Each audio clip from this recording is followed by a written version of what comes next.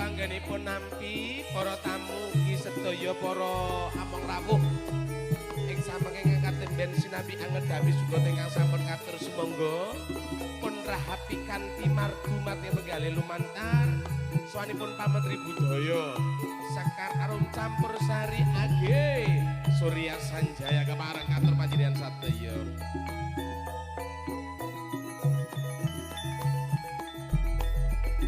Sing sayo sing rukun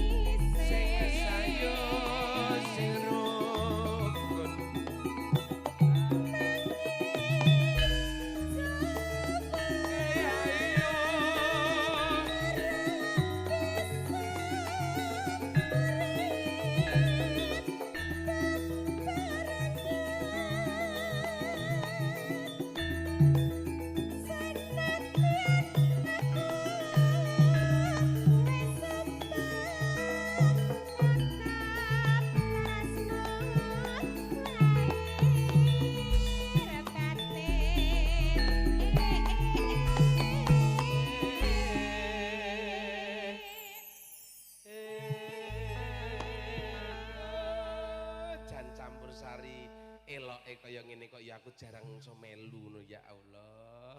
Mas Sinten? Roni, Mbak Dwi Jayanti. Lah niki ki malah kula sing alhamdulillah tesih keduman Mas Atim. Alhamdulillah mboten ampun kados mekaten kok ingkang baken menika sing penting sedaya donga dinunga becik kalian ape kalian akur nggih diaturke monggo monggo.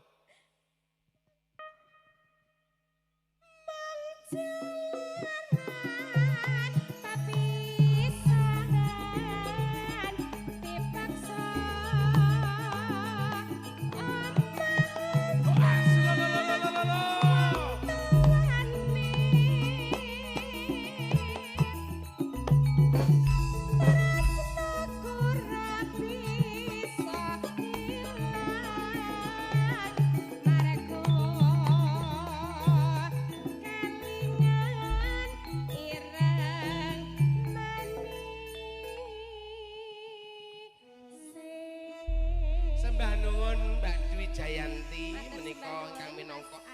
Nah, nggih.